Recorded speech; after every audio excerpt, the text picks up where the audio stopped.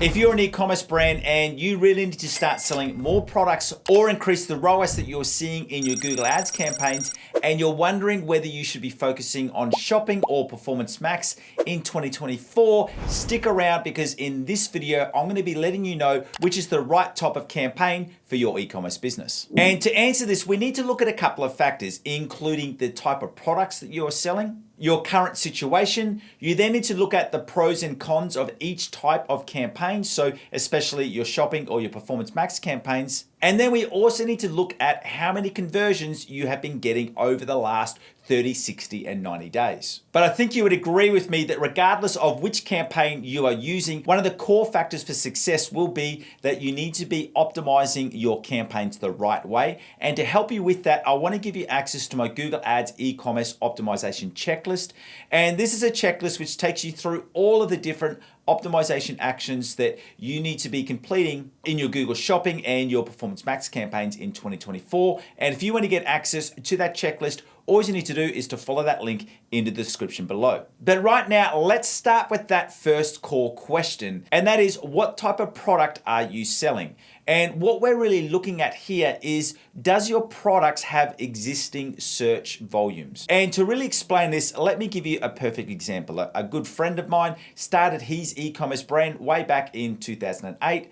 And he was the first one to come up with the whole concept of earmuffs for kids with his company called M's for Kids. At that time, he was a drum teacher and he just had a new daughter, and his daughter always wanted to come into his studio and watch him play the drums, but obviously he was worried about her hearing. And after weeks and months of trying to find a suitable earmuff to protect his daughter's ears, he couldn't actually find one. So he then created the product himself. Now, as you can imagine, that was a pro and a con. The pro being is that he had found a product that no one else had created yet, and he knew there was a need for it because he was within the music industry. He saw time and time again different musicians bringing their kids to their performances, and there were these kids with these oversized head earmuffs. So he knew there was a market for it, but there wasn't any search volume. So if you're in this situation where you're coming to the market where there is no established search volume, and if you want to check that, all you need to do is that you need to go into Google Ads, and then when you're in Google Ads, go to the Tools settings. Then when you're in Tools, just go over to Keyword Planner and simply type in what you would search to find your product, and there you can see whether there is any active search volume for those keywords. So I just do want to clarify before I go into these next points that if you are selling products that does not have a really high level of search volumes, you do have to then go into what we would call a market education campaign. And really within Google Ads, you'd more be focusing on Google Display or Google Video campaigns, because you're really having to educate your potential market that your product exists.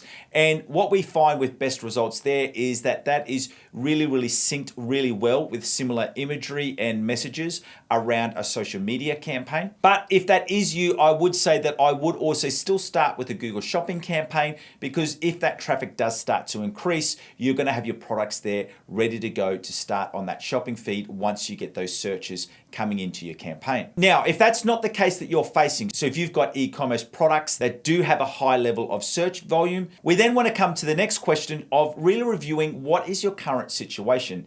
Now, if you're new to Google Ads, so you haven't run any other Google Ads campaigns, I would definitely be starting with a combination of Google Shopping and Google Search, and I would not, and I want to clarify there, I would not be moving to Performance Max straight away. And really with Performance Max, you wouldn't be starting a Performance Max campaign until you're getting at least one conversion a day for a period of a month. And by conversions, I mean actual transactions. So we're not looking at add to cart or any of those lower conversion actions. We're looking at actual completed transactions. And the reason for why that is so important and where we're going to be spending a lot of time is we really need to break down the pros and cons of these campaigns. And because I'm recommending that you start with a combination of Google Shopping and Google Search, I want to firstly go through these campaigns. Google Shopping was the original type of e-commerce campaign for Google Ads. And if you've ever completed a search for a product and you see those little image ads appear at the top or to the side with the different prices, they are your Google Shopping ads. And the reason for why I recommend on focusing on a Google Shopping campaign is because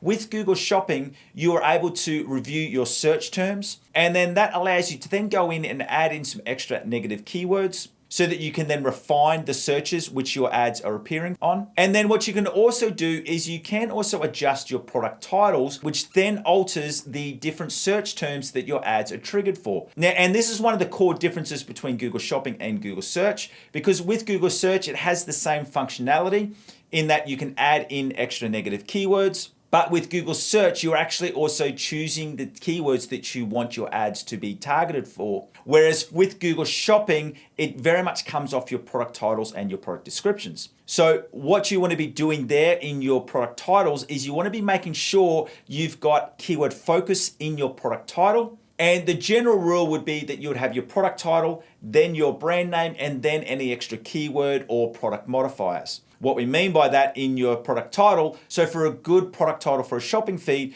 you would have your product title, which ideally matches or is very close to the highest performing search keyword. You would then have your brand or the brand of the product that you're selling, and then you'd have those product modifiers. So the different sizes, the different products used. All of that will make sure that your products are appearing on the most relevant user search terms. And also with Google Search campaigns, you can also adjust your ad copy. And it's all of those optimization actions that I just listed right there. The fact that you can add in direct negative keywords, you can update your ad copy, you can also update your product titles so that you can adjust which search terms your ads are triggering on. And it really comes down to the fact that with shopping and search campaigns, you have a lot more optimization actions so that you can really refine what search terms are triggering your ads. And that is the core difference between shopping and search campaigns and Performance Max. Because with Performance Max, the core difference being is that Performance Max campaigns were created to generate more conversions. So what Performance Max does is that it uses your existing conversion data in your Google Ads account to create a customer avatar of not only the type of searches,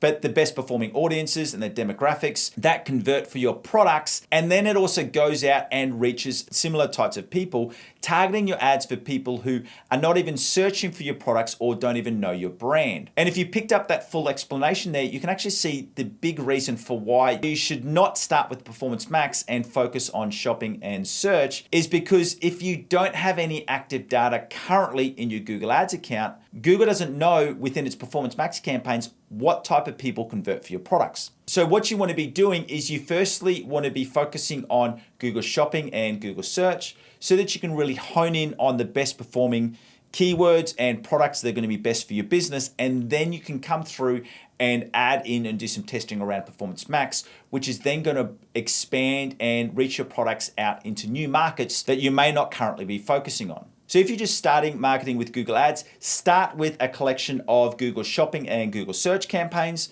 And then when you're getting more conversion data, you can then test Performance Max. Now, this brings us to the fourth point is that you want to be waiting until you're at least getting 30 conversions over 30 days. And if you are getting that in your account, that's when you can then go through and test out Performance Max. And we've seen a lot of success where we've introduced Performance Max into an established e-commerce account, as long as it's got that conversion data. And generally we find the more conversion data gives us the better results. And what I want to do right now is let's jump into a screen share so I can show you a perfect example of this. So what I want to show you in here is that this is an account where we had 3 different shopping campaigns. These shopping campaigns were based around different product categories, but also based around some different volume and ROAS targets. And as you can see with all of these that we did have them performing up higher, but then they just started to drop down and the ROAS was always sitting around about the 2.5 to 3. But what you can see is that we did have a good amount of conversions. As you can see, this one had over 1,200 conversions and these were actual transactions. And these ones had, 142, 176. And we're dealing with a high amount of volume of conversions. There was over $30,000 worth of conversion value in there. And what we did from there was we then took those campaigns and rolled them into this Performance Max campaign. And as you can see that when this one took over from the second half of the year, you can see that we were able to nearly double that ROAS where it went from a 2.5 to a 3 up to 6. But